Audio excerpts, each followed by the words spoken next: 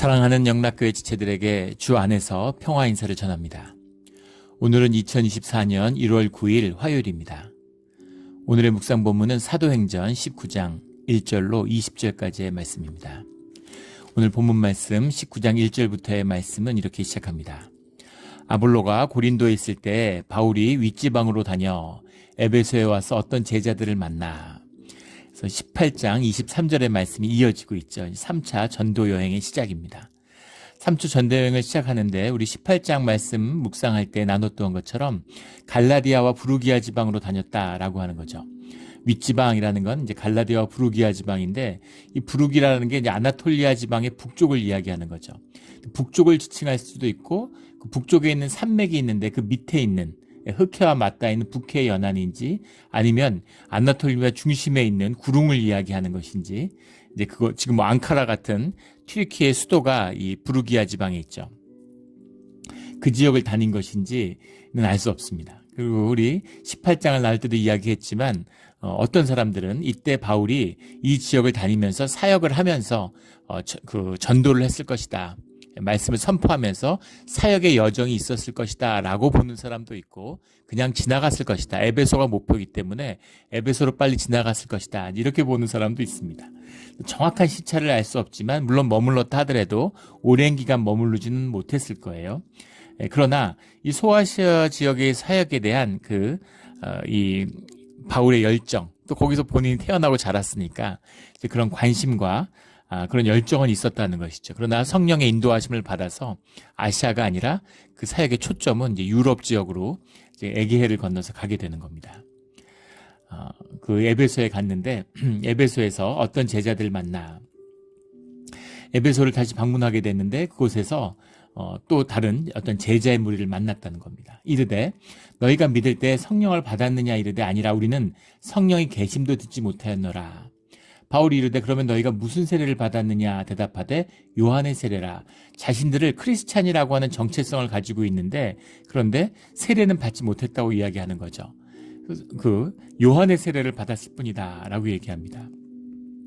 바울이 이르되 요한이 회개의 세례를 베풀며 백성에게 말하되 내 뒤에 오신 이를 믿으라 하였으니 이는 곧 예수라 하거늘. 그래서 요한의 사역은 회개의 사역으로서 성령의 세례를 받기 위한 불로 세례를 받게 될 것이다, 예수님이 오시면 그렇게 말씀을 선포했잖아요. 그러니까 그 세례를 받기 위한 준비지, 회개의 준비지. 근데 사실은 요한이 그 시대에 있어서는 요한이 메시아다 이런 소문도 많이 퍼져 있었고, 또 요한을 따르는 이제 그런 제자들이 많았고, 그 영향력이 크다는 걸 우리가 복음서에서도 이제 접할 수 있죠. 요한의 제자들이 많이 있는 겁니다. 요한의 제자들은 당연히 예수님의 가르침을 따르려는 마음이 있겠죠.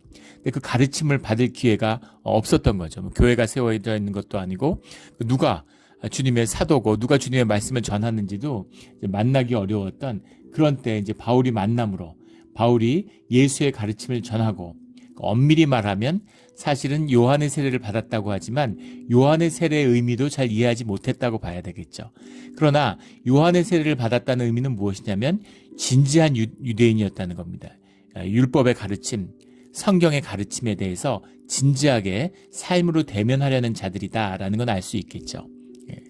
그러니까 광야에 요한의 세례를 받으러 나간 자들이겠죠. 근데 그런 요한의 세례를 받은 자들, 그런 자들이 바울을 만남으로 바울이 그들에게 안수함에 성령이 그들에게 임하심으로 방언도 하고 예언도 하니, 방언도 하고 예언도 하고 하는 것은 주님이 함께하고 성령 가운데 하나 되었다고 하는, 연합했다고 하는 증거죠. 이것을 아주 인디비주얼 이해해서, 모더니즘 같이 이해해서, 모더니즘의 기초가 뭐예요? 독립적인 인간이잖아요. 개인입니다. 영적으로 그런 존재는 없어요. 그건 거짓이죠. 에고라는 건 거짓입니다. 그래서 이것도 그렇게 오해하는 거예요. 내가 뭐 성령을 받고 내가 방언을 받아서 은사를 그걸 내가 전해주고 내가 뭐 안수를 베풀면 그걸 전하고, 이단들이 하는 짓이잖아요. 성령을 전혀 모르는 짓이죠. 그래서 하나님이 함께 하시는 공동체의 연합, 성도의 연합을 주님의 이름으로 이루어내시는 겁니다. 이것이 두세 사람이 함께 모인 곳에, 내 이름으로 모인 곳에 내가 함께 하겠다라고 하는 주님의 약속, 교회가 되는 것이죠. 그래서 함께 모여서 삶을 연합하는 가운데 주님의 다양한 은사가 나타나는 겁니다. 그래서 방언만 은사도 아니고 예언만 은사도 아니에요. 그래서 굉장히 병든 그런 성령 운동의 모습을 보면 마치 뭐 방언 안 하면 믿음이 없다. 무슨 또 뭐 대언의 은사라고 그러죠. 예언을 못하면 또 뭐 성령 안 받은 거다. 뭐 이런 식으로. 또 이걸 뭐 절대화해가지고 방언은 당연히 받아야 되는 거고 예언 사역 받은 사람은 뭐 새로운 뭐 신사도다 이런 식으로 다 거짓입니다. 방언도 있고 예언도 가리키는 은사도 있고 왜 인내하는 은사가 없겠어요? 왜 눈물의 은사가 없겠습니까? 공감해주고 같이 아파해주고 섬기는 다양한 은사를 가진 분들이 있는 거죠. 교회에 은사에 있는 분들이 얼마나 많아요. 그 다양한 은사가 몸의 지체죠. 손만 귀하겠습니까? 발만 귀하겠습니까? 눈만 귀하겠습니까? 무슨 은사가 다른 은사보다 더 귀한 은사가 있습니까? 아니죠. 서로 연합했을 때 귀도 귀하고 눈도 귀하고 입도 귀하고 손도 귀하고 다 귀한 것이죠. 서로 연합을 해서 하나님의 덕을 세우는 것입니다. 하나님의 일을 감당하는 것이죠. 그래서 그런 함께하는 것의 결과로서 나타나는 것이 방언과 예언이다라는 거죠. 또 반대로 방언과 예언을 멸시하는 사람도 있어요. 그것도 잘못된 것입니다. 너무 종교화되고 메말라가지고 오히려 또 방언하는 게 이단인 것처럼 그렇게 얘기하는 분도 있습니다. 그렇지 않죠. 방언의 은사가 있고 우리의 심령이 열려서 우리가 주님의 기도를 올리는 그런 방언의 은사. 방언도 다양한 은사가 있잖아요. 그 안에. 그런 은사가 뭐 통역의 은사도 있고 그런 은사가 나타나는 거죠. 예전에 한 목사님이 그런 고백을 하세요. 한 20년 전쯤이었는데 그때 이제 나이가 50이 넘으셨었어요. 근데 당신이 이제 교회 사역을 하는데 교회에 막 그 10대들도 막 방언을 받고 수련회 가서 뭐 방언 받는 사람들이 많은데 당신이 방언을 이제 받지 못했다는 거죠. 그러니까 주님 앞에 원통함으로 기도원에 가서 기도하셨다는 거예요. 방언을 달라고. 물론 필요 없어서 안 주실 수도 있지만 그래도 방언을 가진 성도들과 연합하고 목회를 하는데 방언을 받아야지 유익이 있지 않겠느냐고 뭐 주님 뜻대로 하시는 거지만 방언을 원한다는 간구의 기도를 드렸는데 금식하고 기도하면서 이제 방언을 받으셨다는 거예요. 그래서 그런 은혜를 나눈 그런 걸 들은 기억이 납니다. 그런 것이죠. 그래서 성령이 함께 하시는 가운데 주님의 은사, 주님의 임재의 표시들, 표상들이 나타났다. 본질의 세계가 현상 가운데 실제화되었다. 이런 이야기죠. 그래서 모두 12사람쯤 되니라. 12사람이라고 하는 것은 이제 사도의 온전성이잖아요. 교회를 이룰 수 있는, 주님의 말씀을 담을 수 있는 그런 제자들이 세워졌다라는 의미죠. 12이라고 하는 그 온전함을 상징하는 그들에게 충분한 공동체를 이룰 수 있는 그런 제자들이었다. 이런 의미입니다. 8절에 바울이 회당에 들어가 석 달 동안 담대히 하나님 나라에 관하여 강론하며 권면하되 에베소에 가서 회당에서 늘 하던 거잖아요. 그렇게 이제 강론을 처음에는 이것만 했는데 이렇게 말씀을 접하고 사람을 접하면서 이제 이방인들이 복음을 받아들이는 걸 보게 된 거죠. 그래서 뒤에 가면 이제 말씀을 다양하게 이제 전하게 되는 모습들이 나타나게 됩니다. 처음에 하던 대로 그렇게 유대인 회당에 가가지고 강론을 하고 말씀을 통해서 이제 메시아를 증거하려고 했는데 9절에 어떤 사람들은 마음이 굳어 순종하지 않고 무리 앞에서 이도를 비방하거늘. 근데 주님의 가르침, 복음에 대해서 적대하는 세력이 나타나더라는 겁니다. 이방인이 아니라 유대인 가운데 나타나더라는 거죠. 이 종교의 모습이죠. 하나님 말씀을 묵상하고 하나님을 기다리고 그 말씀에서 메시아를 기다린다고 하는데 그런 모습이 얼마나 많아요. 기독교가 타락하니까 뭐 말도 안 되는 미국에서도 그 복음주의자들 칩그레이스라고 그러죠. 무슨 교회 멤버십을 가지면 죽어서 천당 가는 것처럼 또 무슨 구원파 이런 것이 전하는 것처럼 이단이죠. 그런 건 완전히 우리가 뭐 한 번 죄사함을 받았기 때문에 우리는 죄를 짓지 않는다 뭐 이러는 겁니다. 그래서 회개할 필요가 없다. 누가 들어도 진짜 마귀의 가르침 아니겠습니까? 그 복음을 빙자해서 주님 안에서 주님의 자녀들을 이탈시키고 교회를 깨려고 하는 그런 모습이 보이는 거죠. 그런 가짜 복음들이 떠돌아요. 그리고 복음에 대적하는 것입니다. 그것을 종교의 모습이죠. 그래서 종교가 더 거룩합니다. 가짜니까. 생화보다 조화가 더 화려하잖아요. 가짜들은 화려해요. 너무 화려하고 너무 번쩍거리면 의심을 해봐야죠. 그리고 죽음이 없어요. 에고가 그렇잖아요. 에고는 죽지 않습니다. 에고는 십자가에 못 박아야죠. 떼어내버려야 되는 겁니다. 폐해야 되는 거예요. 에고는 거짓이기 때문에 생명이 없는데 어떻게 죽겠어요. 조화가 죽는 거 보셨습니까? 조화는 썩는 거지 죽지 않아요. 그런 거죠. 그래서 그게 영생 같잖아요. 예, 언뜻 보면 현상 가운데 보면 예, 가짜가 진짜 같고 가짜가 진짜 좋아 보이죠. 그러나 영혼이라고는 생명의 역사 가운데 보면 가짜는 아무것도 없는 썩어지는 것일 뿐이죠. 있다 없는 것일 뿐입니다. 하지만 생명 가운데는 죽음이 있지만 부활이 있기 때문에 영원한 것이죠. 우리 생명을 사는 진짜 복음을 누리는 우리 신앙의 길이 되기를 주의 이름으로 축원합니다. 그래서 복음을 거스르는 자들, 복음을 폐하는 자들이 교회 밖에 있는 게 아니라 교회 안에 있어요. 예, 가슴 아픈 일이죠. 그래서 유대인들이라고 하면서 복음을 받은 자들, 주님에게 이런 구원의 약속을 받은 자들이라고 하면서 오히려 도를 비방하더라는 거죠. 종교는 결국은 마귀에게 쓰임을 받는 세상에 속한 것이다라는 걸 보게 됩니다. 그래서 바울이 그들을 떠나 제자들을 따로 세우고, 그래서 여기서 이들과 쟁론하고 다툴 필요가 없는 거죠. 이미 주님을 거역하고 주님을 폐하려고 드는 자들이기 때문에 마음을 닫았어요. 마음이 딱딱히 굳어진 겁니다. 의식의 세계로 투구처럼 마음을 덮어버린 거죠. 이런 사람들은 절대 복음을 만나지 못합니다. 복음이라고 하는 것을 깨우치는 건 내가 받아들이는 게 아니죠. 내가 동의하고 내가 받아들이고 내가 확신 갖고 내가 믿어드리는 건 신앙이 아니고 믿음도 아니에요. 그게 종교입니다. 거짓이에요. 내가 섬겨드리고 내가 돕혀드리고 내가 보좌 위에 앉혀드렸는데 언제든지 끌어내리고 마음에 안 들면 패하는 것이죠. 그런 건 신앙이 아니죠. 주님을 거역하는데 주님의 역사가 일어날 수 있겠습니까? 주님의 복음을 만나고 주님과 하나 된다는 것은 성령의 역사예요. 성령을 받아들이는 것은 우리의 마음, 우리의 진실입니다.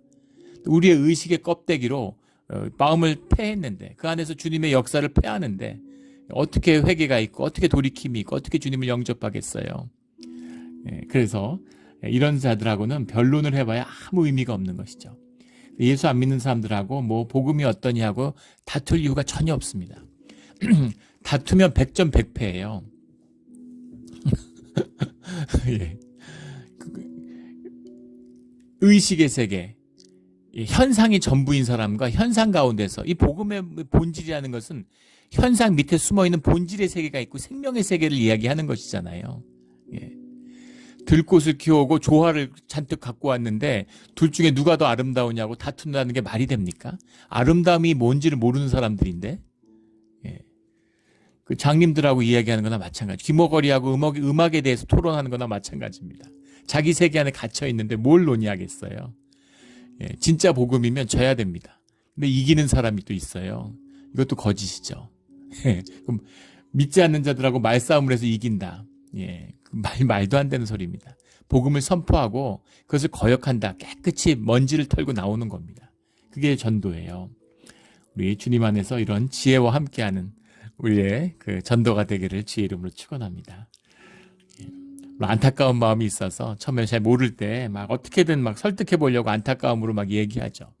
설득되지도 않고 설득해봐야 아무 의미 없죠. 제자들 따로 세워가지고 두란노 소원에서 날마다 강론하니 제자들을 훈련하고 제자들을 말씀을 받아들이는 사람들에게 말씀을 전했다는 거죠. 말씀을 받아들이는 사람에게 말씀을 전하면 됩니다. 말씀이 통하지 않는 사람하고는 말씀을 나눌 필요가 없는 것이죠. 10절에 2해 동안 이같이 하니, 2해를 에베소에 마치 안디옥 교회처럼 에베소 교회도 이제 중요한 교회죠. 에베소에서 이렇게 말씀을 2해 동안 전했다는 겁니다. 대단하잖아요. 그래서 바울에게 말씀을 직접 배우면 어땠을까? 말씀을 같이 공부하면 어땠을까? 이런 생각을 하면 참 가슴이 뛰죠. 이 강론에 남아있는 열매가 우리가 읽고 있는 이 복음서에 아예 이은 서신서잖아요. 바울의 서신서들을 읽으면 정말 복음의 정수를 만날 수가 있죠.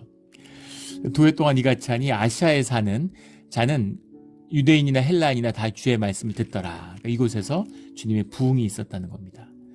그래서 그 에베소 지역에서 더해서 흔히 루카스밸리라고 부르는 류카라고 하는 것이 류카밸리라고 하는 거기에 히에라볼리 같은 라우디게아 이런 교회들 골로새 교회 골로새서가 쓰여진 이런 교회들이 세워졌고 또 소아시아 쪽으로 이 아래쪽으로는 서머나 버가모 두아디라 이런 빌라델비아 이 계시록에 나오는 또 그런 교회들이 세워지고 물론 그 교회들을 바울이 가서 전부 다 개척했다는 의미가 아니라 그 공동체 가운데 말씀이 전해짐으로 그 교회 뿌리가 단단해지고 그것이 교회로 자라났다, 이런 의미입니다. 그래서 그런 말씀의 열매들이 많이 나타나게 되는 거죠. 이거보다 기쁜 일이 뭐가 있겠어요? 참 이 시기에 바울도 행복했겠죠. 예, 그게 제일 행복하고 제일 기쁜 일입니다. 전도자에게 있어서는. 예.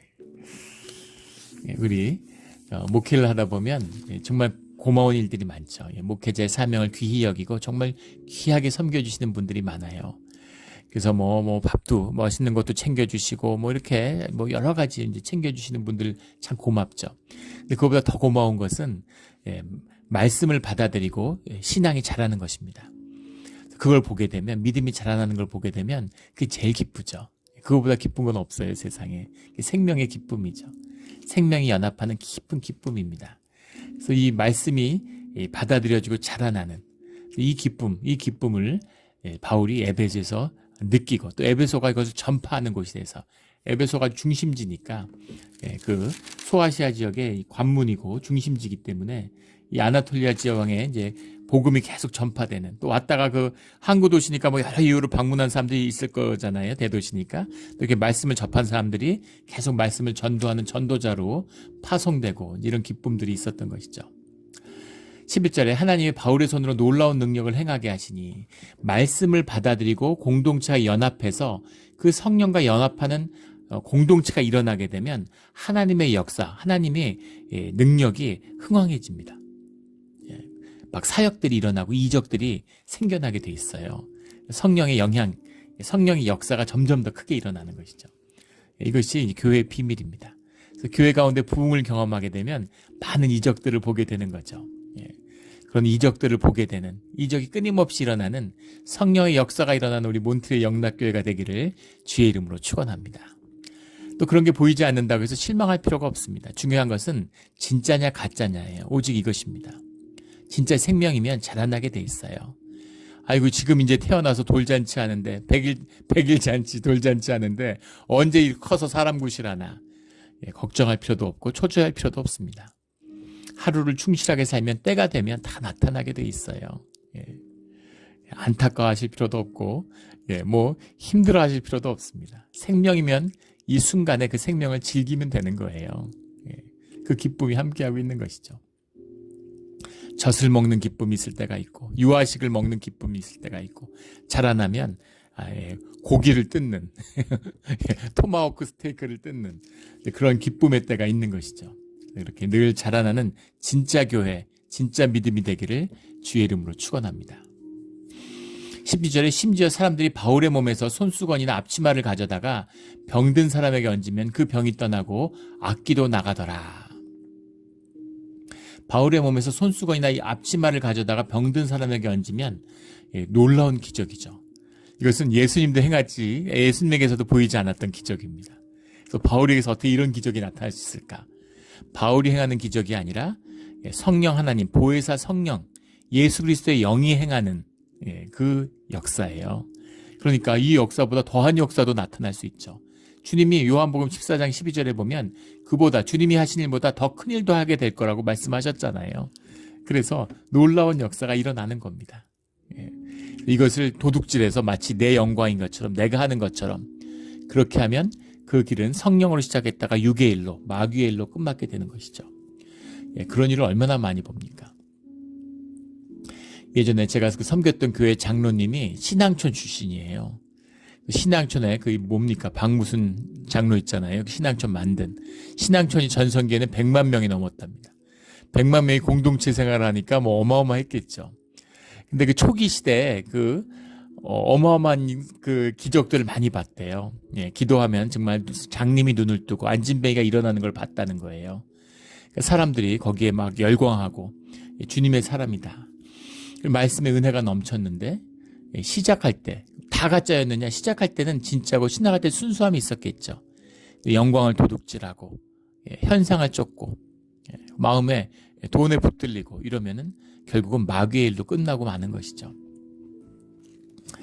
우리 시작이 좋지만 끝은 더 좋은, 시작은 미약하지만 끝은 창대한 주님의 역사로 완성되는 우리 신앙의 길이 되기를 주의 이름으로 축원합니다. 그래서 귀신을 쫓고 악귀를 쫓는 것입니다. 공중의 권세 잡은 귀신의 역사가 있어요. 귀신의 특징은 하이어라키가 있고, 물론 천사도 하이어라키가 있지만 그 질서죠. 그래서 그 마귀의 역사를 보면 뭐 마귀의 역사를 깊이 이해할 필요도 없고, 또 그것을 뭐 축사 사역자가 엑소시스트도 아니니까.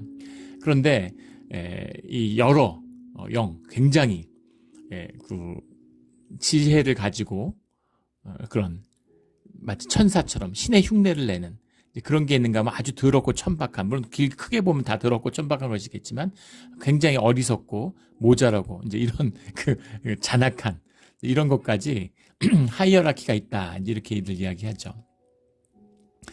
쫓겨난 천사, 타락한 천사들이니까 그 안에 이제 여러 가지 하이어라키가 있는 것이겠죠. 그런 그 것들을 쫓는, 그런 것들을 쫓는, 영이니까 영에 달라붙어서 그 마귀의 동역자를 구하는 거죠. 그래서 그 영을 붙들기도 하고 자기가 주인 노릇하기도 하고 이런 역사들이 있다는 겁니다. 이것들이 주 예수의 이름을 불러서 말하면 그것을 쫓고 도망간다는 거예요. 이 일들을 보니까 진짜 너무 놀라운 것이죠. 귀신의 것을 누가 당하겠습니까? 예전에 그 사주 명리학 이런 거 동양 철학하고 그럴 때 그런 관심이 있어서 그런 거 공부하고 이럴 때 귀신 들린 사람들, 신점을 보는 사람들이 있습니다. 무당들도 있고. 그래서 만나면 정말 신기하죠. 진짜 귀신같이 맞춰요. 어떻게 저럴 수가 있을까 싶을 정도로 과거를 다 압니다. 그런데 시간이라는 게 현재와 과거에 묶여있지 않는, 미래와 과거에 묶여있지 않죠. 사실은 과거도 없고 미래도 없습니다. 사람은 현재만을 살잖아요. 근데 공간이라고 있는 것이 휘어져 있다는 것을 우리가 알죠. 현상 가운데. 공간과 시공간이 하나잖아요. 그 특수 상대성 이론, 이 20세기 가장 위대한, 물리학 역사를 통틀어서도 가장 위대한 발견 중에 하나죠. 시간과 공간이 하나라는 거예요. 그래서 공간이 휘어있다는 얘기는 시간도 휘어있다는 얘기죠. 시간이 하나니까. 그래서 사실은 우리 삶이라고 하는 것이 주님 안에서 모두 사실 완성되어 있다는 것을 짐작해 볼 수 있겠죠. 그래서 내가 의지해서 내가 만들어가는 삶이 아니에요. 그런 부분이 없다는 의미가 아니라 그게 인생을 만드는 것은 아니라는 의미입니다. 그런데 귀신점을 보면은 귀신에 들린 사람들이 과거를 기가 막히게 마칩니다. 근데 미래를 모르고 미래를 마치지 못해요. 과거와 미래가 완성되어 있다면, 완성되어 있다는 의미는 단선적으로 이렇게 시간적으로 진행하는 그런 시간이 그렇게 흐르지도 않죠. 깊은 이야기인데 여러 가지 가능성으로 모여있는 그 모든 가능성에 대해서 주님이 우리의 삶을 완성하고 계시다는 의미입니다. 주님은 이런 걸 뜻했는데 내가 왼쪽으로 가기를 원했는데 내가 오른쪽으로 가면 다른 인생이 펼쳐진다? 그거는 시간의 의미를 전혀 이해 못하는 사람이 생각하는 거예요. 왼쪽으로 가든 오른쪽으로 가든 어느 방향으로 가든 그곳의 인생이 주님 가운데 이루어지는 겁니다. 이루어져 있어요. 정확히 말하면.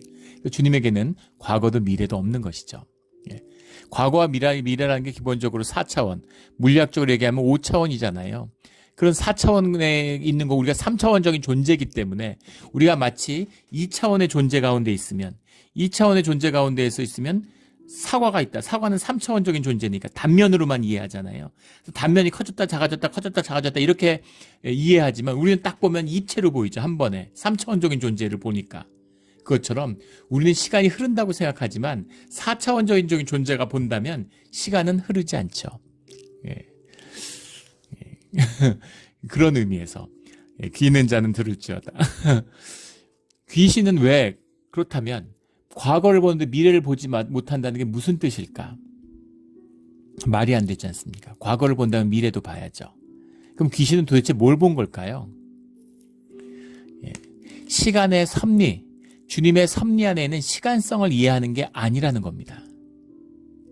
그건 주님의 몫이에요. 주님이 보여주시지 않는 거예요. 오직 아버지만 아신다고 예수님이 말씀하셨죠. 주님이 그것을 허락하지 않아요. 피조물에게. 그럼 귀신은 과거를 어떻게 알았을까? 어떻게 알았을까요? 영이기 때문에 우리의 영 가운데 있는, 우리의 무의식에 잠재되어 있는, 우리의 의식이 읽어낼 수 있는 우리의 의식을 읽어내는 거죠. 그래서 내가 아는 걸 아는 겁니다. 내가 아는 것만 알아요. 내가 모르는 거는 귀신도 몰라요.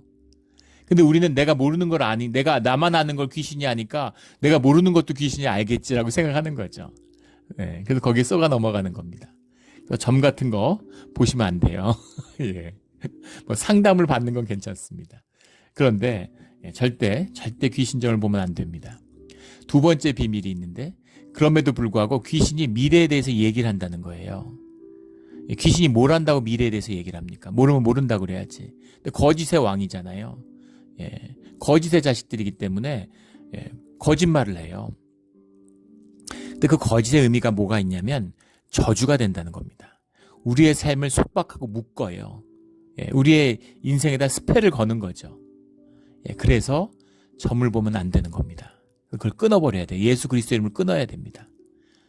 예, 이 말씀을 깨달은 분이 있다면 과거에 봤던 모든 점들을 예수 그리스도의 이름으로 끊으십시오. 그리고 쫓아내야 돼요.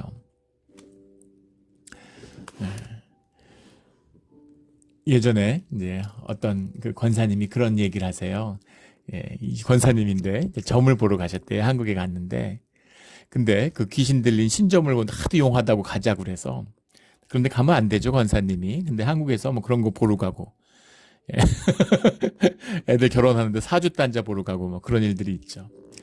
예, 그런데 막 과거에 대해서 막 술술술 얘기하는데 갑자기 두려움이 오더래요. 그래서 주님한테 기도했답니다. 예, 수치와 부끄러움이 드러나지 않게 해달라고. 그런 게 드러나면 그걸로 사람을 묶겠죠. 죄의식이나 수치로. 그랬는데 그 귀신점 보던 사람이 묘한 얼굴을 하더니 예,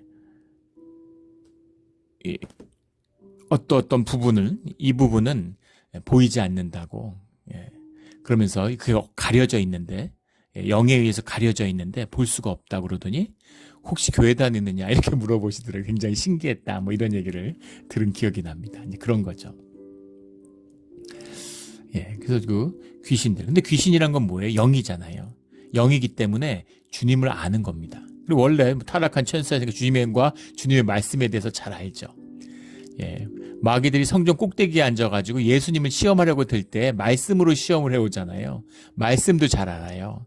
예, 그래서 주님의 성령이 함께하고 말씀 가운데 분별하는 것이죠. 두 개가 다 있어야 되는 겁니다. 예, 말씀만 알아도, 말씀만 알면 이단되죠.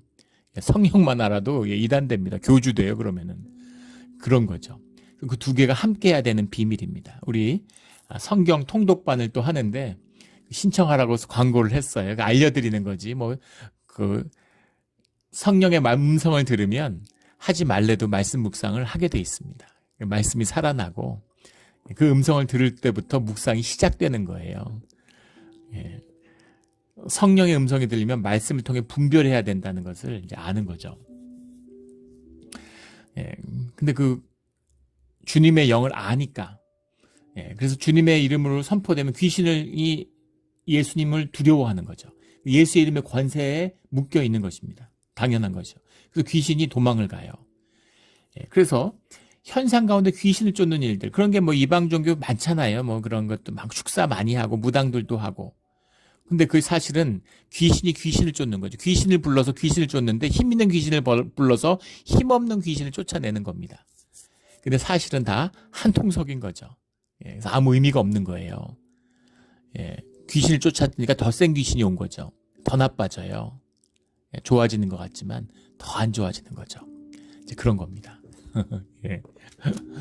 예, 코카콜라 끊으려고 콜라 끊으려고 닥터페퍼 마시는 거죠. 닥터페퍼 끊으려고 무슨 레드불 마시는 거죠. 더 센 거에 묶이는 겁니다. 그래서 결국 의미가 없죠. 예.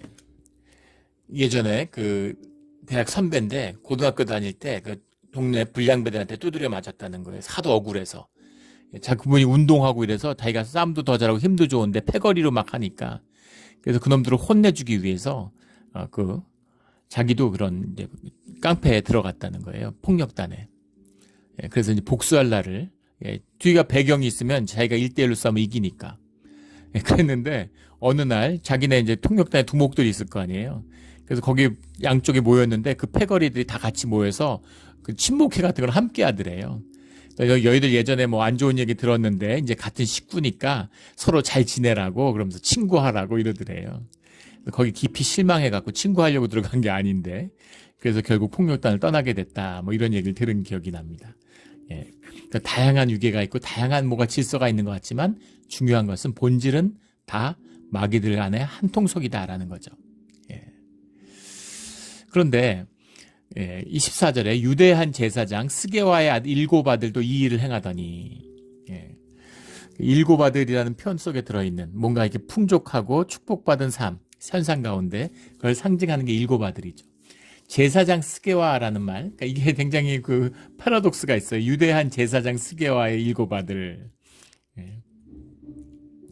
유대 제사장이 에베소에 어떻게 있을 수가 있을까요? 이방 땅에.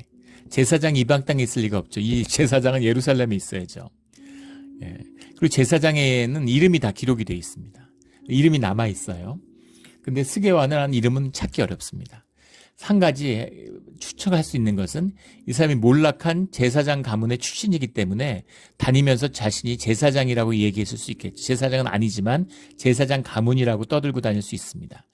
퇴락해서 제사장이 아닌데 그런 걸 팔아가지고 귀신 쫓는 일, 그런 일을 했다고 볼 수 있겠죠. 심전도 봐주고 이방 땅에 사니까 또 에베소라는 것이 그런 미신과 우상숭배가 팽배한 곳이니까 그중에 한 이방 종교로서 우상숭배로서 유대교의 여호와 이름을 팔면서 그렇게 살아가는 사람이었을 것이라고 짐작해 볼 수 있습니다. 퇴락한, 굳이 왜 제사장이라는 이름, 이 사람이 진짜 제사장일 리가 없을 것 같은데 왜 유대한 제사장이라고 그랬을까? 이런 퇴락한, 타락한 유대교의 모습을 에 대한 어떤 혼란, 조소 이런 것이 누구한테 있었을 것이다. 이렇게 보는 견해가 있습니다. 근데 그렇지는 않았을 것 같아요. 그 사도행전을 보면 또 로마서나 뭐 이런 서신서들을 보면 그 사도 바울이 유대교에 대한 깊은 애정, 유대인에 대한 깊은 애정 같은 걸 느낄 수 있습니다. 누가도 마찬가지였겠죠. 누가복음도 그렇고. 그래서 그런 걸 조롱하기 위해서 이런 걸 넣었다? 그런 건 아닐 거예요. 그러나 유대교의 퇴락한 모습의 한 단면을 볼 수 있는 것도 맞습니다. 자기가 제사장이라는 말 절대 안 하는데 사실 진짜 유대인이라면 부끄러워서라도 제사장이라는 말을 안 하겠죠. 근데 제사장 가문이고 그걸 자기를 내세우는 자기 조건처럼 뭐 이렇게 행세하는 이제 그런 걸로 제사장 타이틀을 써먹었다라는 걸 알 수 있겠죠. 그런데 7 아들도라는 건 이들이 그걸 통해서 큰 부와 이런 것들을 누리면서 나름 명예를 누리면서 세상 가운데 살아가는 자들이었다라는 걸 알 수 있는 겁니다. 그런데 이 바울에게서 나타나는 이 기적의 내용이 뭘까라는 것을 그래서 뭐 아테네 같은 데서는 이 사람을 막 신인 줄 알고 이 사람이 막 드미가 올림푸스에서 내려온 신인가 이렇게 보는 사람도 있는데 이 사람도 유대인들이잖아요. 그러니까 예수의 이름, 선지자의 전통을 알고 있죠. 그들이 행하는 기적의 이야기를 알고 있잖아요. 그러니까 그 예수의 이름이라는 데 비밀이 있구나. 예수의 이름, 그 이름, 여호와의 이름, 하나님의 이름의 능력을 알기 때문에 하나님의 이름을 이 여호와라는 이름을 입에 담지 않습니다. 위대한 4글자, 테트라그라마톤이라고 그러죠. 위대한 4글자가 말씀하시다 이렇게 얘기해요. 절대 신의 이름을 얘기하지 않죠. 그래서 예수의 이름에 능력이 있는 거구나라는 것을 유대인이니까 느끼고 아는 거죠. 그래서 우리도 예수의 이름을 써보자. 우리도 유대인이니까 예수의 이름을 쓰면 예수의 이름에 능력이 있나 보다. 주문같이 이해하는 거죠. 주문으로 이해하는 겁니다. 이 주문에 대한 전통이 또 유대교에 굉장히 뿌리 깊어요. 유대 신비주의에 보면 굉장히 유대 신비주의에서 사실은 뭐 회색마법, 뭐 흑마법 이런 유럽의 이런 게 다 거기서 나왔습니다. 그래서 그걸 이제 예수의 이름을 마법같이, 마법같이, 뭐 마법의 진처럼 이해하는 거죠. 뭐 연금술부터 뭐 타로점 전부 이제 유대 신비주의에서 나온 거잖아요.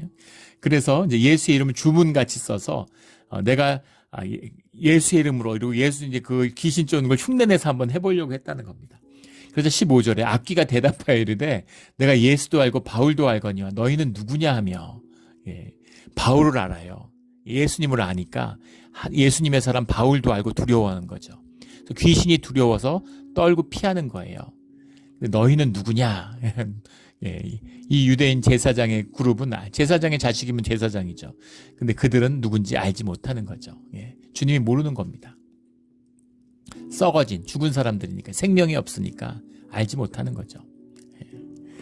예전에 제가 만났던 그 선교사로 일하는 자매가 있는데 그 자매가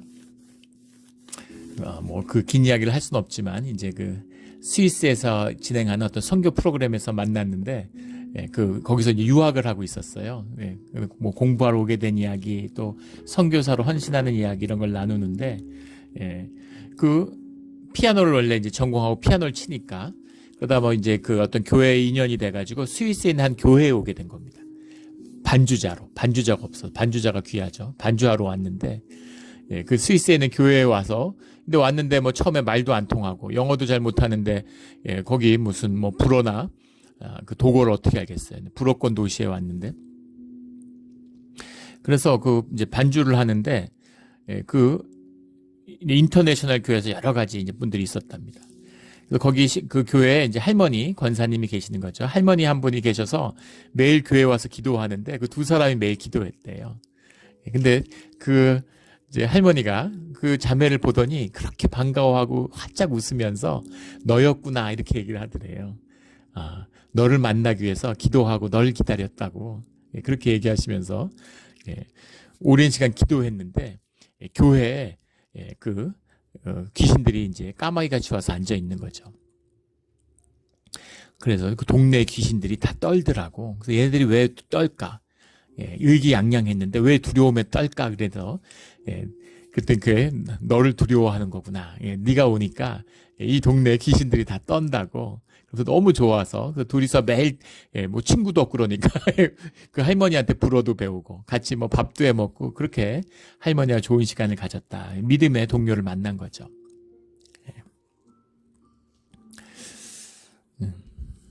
처음에 이제 주님을 만나고 성령 세례를 받으니까 기도가 막 이제 너무 좋고 기도의 영이 터진 거죠. 교회를 낮에 교회마다 다니면서 기도를 했습니다.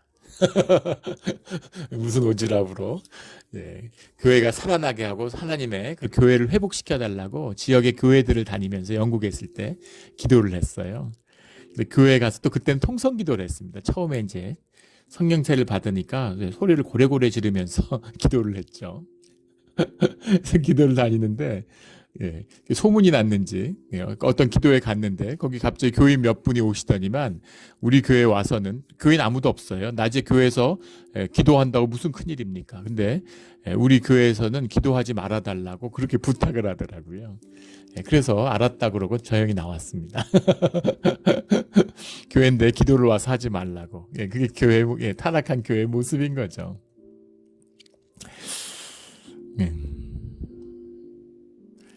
그런데 이제 그 자매 얘기를 하다가 귀신이 아는 겁니다. 그 귀신이 떠는 거죠. 바울을 알아요. 주님의 사람이기 때문인 겁니다. 그래서 그 이름을 선포할 때 바울의 능력이 아니죠. 예수의 영이 함께하기 때문에 그 영을 두려워하는 거죠. 근데 유대인의 제사장이고 그 7 아들들이 뭐 능력과 권세가 있는 마귀의 권세인 거죠. 그 예수의 이름을 하니까 마귀가 넌 누구냐 그러면서 악기 들린 사람이 그들에게 뛰어올라 눌러 이기니 그들이 상하여 벗은 몸으로 그 집에서 도망하는지라 옷을 찢고 막 두드려 뺐다는 거죠. 그러니까 도망간 거예요. 마귀가 우습게 하는 것이죠. 자기야에 속한 사람이니까 마귀 밑에 있는데 네가 날 쫓아 이렇게 되는 거죠. 누가 주인인지 몰라봐 이렇게 되는 거죠. 그래서 예수를 믿는 자의 권세입니다. 이 권세가 함께하고 있어요. 그래서 늘 귀신을 쫓아야 되는 겁니다. 그 악령의 권세 아래에 있는 세상의 권세 아래에 둔 자들을 귀신을 쫓아야 돼요. 이것이 우리가 하는 진정한 사역입니다. 내가 쫓는 게 아니죠. 주님이 하시는 거예요. 우리 주님이 함께 하시는 공동체를 이뤄나가는 겁니다. 이런 아름다운 역사가 우리 가운데 일어나기를 주의 이름으로 축원합니다. 17절에 에베소에 사는 유대인과 헬라인들이 다 이 일을 알고 두려워하여 주 예수의 이름을 높이고 그러니까 예수의 이름에 권세가 있구나. 살아계신 주님의 역사를 만나니까 다 두려움이 있는 것이죠. 18절에 믿는 사람들이 많이 와서 자복하여 행한 일을 알리며 그러니까 일어난 일들, 간증을 나누는 거죠. 주님의 이름으로 한번 살아보니까 주님의 이름으로 한번 부딪혀보니까 이런 일이 있습니다. 진짜 살아봐야죠. 삶으로 행해야 돼요. 기독교가 타락하니까 기독교가 믿는다는 게 무슨 교리를 알고 교리를 배우는 건 줄 압니다. 그래서 뭐 제자훈련 2년 받아가지고 크리스찬 됐다고 20년 받아도 못 돼요. 평생 교회 다닌다고 주님을 만나지 못합니다. 교회에서 제일 가슴 아픈 부분이죠. 왜 평생 교회를 다니고 평생 예배를 드렸다고 그러는데 주님을 만나지 못할까요? 돈을 섬기기 때문입니다. 돈이 내 주인이기 때문이에요. 그러면 교회를 다니나 안 다니나 아무 차이가 없습니다. 한 번은 주님을 영접해야 되는 거예요. 주님이 돈과 주님을 겸하여 섬길 수 없다고 말씀하셨죠. 평생 교회 다니는데 11조를 못해요. 한 번 믿음으로 11조를, 그게 내 능력으로, 내 의지로 안 됩니다. 성령에 붙들려야 되는데, 주님을 영접해야 되는데, 물론 내가 주님을 영접하겠다고 해서 영접하는 건 아니지만 영접하지 않겠다고 하는데 영접하지도 못합니다. 주님의 인도하심, 그 부르신 가운데 나아가야 되는 거죠. 그게 제일 안타까워요. 교회 평생 다니는데 안 좋은 일 있으면 실망했다고 교회 안 나오고, 그러다 더 안 좋아지면 또 두려워서 교회 나오고, 또 예배 나왔다가 좀 좋은 일 있고 잘 되면 또 교회 소홀해지고 떠나고, 그러다 안 좋은 일 있으면 또 교회 나오고, 그래서 교회의 바닥을 밟고 계속 맴도는 것이죠. 광야를 돌듯이 뺑뺑뺑뺑뺑 도는 겁니다. 어떨 때는 요단강 가까이 갔다가, 어떨 때 또 멀어졌다가, 가까이 갔다가 멀리 갔다가, 그러나 어디 있던 사실은 상관없죠. 요단강 가까이 있으면 뭐하고 애굽 쪽으로 가까이 가면 뭐합니까? 결국 못 건너는 거 마찬가지인데, 한 번 홍해를 건너는 것처럼 요단강을 건너야 되는 거예요. 한 번의 결단으로 믿음의 다음 단계로 나아가는 우리의 신앙의 자리가 되기를 주의 이름으로 축원합니다. 능력이 있어야 되는데, 삶의 문제를 풀어내야 되는데 그걸 못 푸는 거죠. 그걸 풀어야 돼요. 그게 진짜 신앙이고 진짜 믿음입니다. 19절에 또 마술을 행하던 많은 사람들이 그 책을 모아가지고 와서 모든 사람 앞에서 불사르니 그 책값을 계산한 즉 은 5만이나 되더라. 그러니까 마귀를 쫓으니까 사람들이 영이 맑아지니까 거짓된 것들을 갖고 와서 잠에서 깨어난 것처럼 왜 우리가 이런 짓을 했을까 이러고 갖고 와서 그걸 전부 다 태워버렸다는 거죠. 은이 5만인데 이 책을 어디다 갖다 팔아도 되잖아요. 그러지 않는 거죠. 뭔가 보이는 거죠. 이걸 다 태워버렸다는 거예요. 페리에르가라는 말입니다. 마술이라는 말, 페리에르가라는 말, 이 말 재밌어요. 기가 막힌 표현입니다. 페리라는 말이 around, about, 주변 이런 걸 페리라고 그래요. 에르가라고 하는 말이 이제 work, 일하다, 주변일, 주변부일, 중요하지 않은 일, 허드렛 일 이런 의미입니다. 그래서 마술이라는 건 뭐예요? 진짜가 못 만나니까 허드렛 일, 엉뚱한 일을 하고 있는 게 마술이에요. 정치가 종교화되고 있다고 그러죠. 사실 모든 분야가 종교화되고 있습니다. 이것이 이제 종교가 쇠퇴한, 믿음이 쇠퇴한, 교회가 쇠퇴한 세상의 현상이죠. 세상이 나쁜 게 아니라 교회가 문제가 있는 겁니다. 참된 신을, 살아계신 진짜 신앙을 만나지 못했기 때문에 거짓된 우상을 섬기는 거죠. 그나마 종교가 무너지니까 종교 안에 있어야 될 게 세상으로 흘러나가서 엉뚱한 모든 게 다 종교화되는 거예요. 3년 전에 그 9.1 의회 난입 사건이 있었죠. 얼마 전에 그 3주년 무슨 그런 행사를 하는 걸 뉴스에서 봤는데, 그때 그 사건이 있을 때 한 젊은 미국의 주부가 총에 맞아 죽었습니다. 그 사람의 삶을 추적하는 프로를 제가 본 적이 있어요. 굉장히 충격받았어요. 가슴 아픈 이야기죠. 남편도 있고 자식도 있어요. 공군에서 군복무를 한 자매예요. 유치원 선생님을 했습니다. 직장을 그만두고 가족을 놔두고 애들이 어린데, 그리고 1년을 트럼프를 쫓아다녔어요. 믿어지십니까? 트럼프가 뭐라고? 뭐 이단 종교도 아니고 도대체 뭘까요? 근데 막 트럼프를 메시아같이, 종교가 썩으니까 미국의 복음주의 같은 데서 무슨 트럼프가 뭐 메시아인 것처럼 떠벌리는 그런 것도 있죠. 다 거짓입니다. 새빨간 거짓이죠. 크리스찬도 아니고 하나님의 일도 아니에요. 하나님이 쓰실 수 있죠. 마귀도 하나님이 쓰십니다. 하나님이 쓰고 안 쓰고가 그것이 무슨 정당성이나 의의가 아니라고 그랬죠. 근데 가슴 아픈 건 뭐냐면 자기 안에 메시아의 꿈이 있는 겁니다. 자기 안에 구원에 대한 소망이 있는 거예요. 피조물이기 때문에 영이 있으니까 이대로 살 수 없는 거죠. 삶이 외롭고 그리고 삶이 심심해요. 삶이 외로운 것은 나로 살지 못하기, 나의 나됨을 만나지 못하기 때문이에요. 아무리 사람을 많이 만나고 바빠도 외로운 것입니다. 심심한 것은 소명을 만나지 못했기 때문이에요. 무슨 일을 해도 그래도 심심한 거예요. 외롭고 심심하니까 그 뭔가 열망이 있는 거죠. 가치 있고 의미 있고 소중한 삶을 살고 싶은 거죠. 그 소망을 우상에게 투상해서 그걸 따라다니는 겁니다. 한국에서도 무슨 정치인인데 야당 대표인데 뭐 정과 사범이고 10가지 넘는 혐의로 기소가 됐어요. 그 주변 측근 인사가 20명이 넘게 감옥에 가 있습니다. 1심에서 이미 유죄 판결이 나오고 있어요. 100% 유죄죠, 그러면. 그런데도 막 큰 소리 꽝꽝 치고 무슨 의인인 것처럼 행세합니다. 구속 심사를 받으러 갔는데 그 밖에 기다리는 지지자들이 막 5, 60대 아줌마들인데 눈물을 흘리면서 밤새도록 밖에서 울면서 서서 있어요. 막 노래 부르고. 진짜 비통하고 안타까우면서 웃음이 나오는 어이가 없는 우픈 거죠. 웃기고 슬픈 겁니다. 종교화되는 거예요. 짐승의 권세, 계시록에 나오는 얘기죠. 말세에 짐승의 권세가 일어나는 겁니다. 짐승의 권세가 뭐예요? 종교의 권세입니다. 거짓 우상의 권세죠. 참된 신, 살아계신 주님을 만나지 못하기 때문에 벌어지는 일입니다. 그래서 엉뚱한 일, 마술인 거죠. 페리에르가라고 하는 엉뚱한 짓에, 엉뚱한 곳에 가서 열심히 있는 거예요. 무슨 BTS 공연 보러 따라다니고 이 나라 저 나라 가서 4번 공연하는데 표 4장을 다 산대요. 4번을 다 본답니다. 그래서 뭐 파리로 라스베가스로 뭐 이렇게 쫓아서 뭐 도쿄로 막 이렇게 쫓아다니면서 그 공연을 다닌대요. 부산으로. 참 그런 거죠. 진짜를 만나야 되는데 마셔도 목이 마른 거죠. 마셔도 목이 마른 겁니다. 우리 진짜 주님을 만남으로 삶의 본질의 문제, 생명의 문제가 해결되는 우리 신앙이 되기를 주의 이름으로 축원합니다. 20절에 이와 같이 주의 말씀이 힘입어 흥왕하여 세력을 얻으니라. 뭐 고난이 있고 어려움이 있으면 늘 주님과 함께할 때 그 끝에는 힘이 있고 흥왕하는 것이죠. 이 믿는 자의 축복, 하늘의 축복입니다. 이 축복이 함께하는 우리 신앙의 길이 되기를 주의 이름으로 축원합니다. 아멘. 우리 기도드리겠습니다.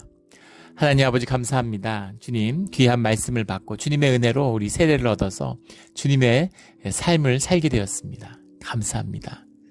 우리 모든 가짜를 패하고 진짜가 되어서 엉뚱한 짓으로 인생을 낭비하는 것이 아니라 진짜 소명으로 진짜 나로 사는 자유함과 기쁨이 넘치는 평강이 넘치는 우리 시대의 삶이 되게 하여 주시옵소서. 감사하며 예수 그리스도 이름으로 기도드렸습니다. 아멘.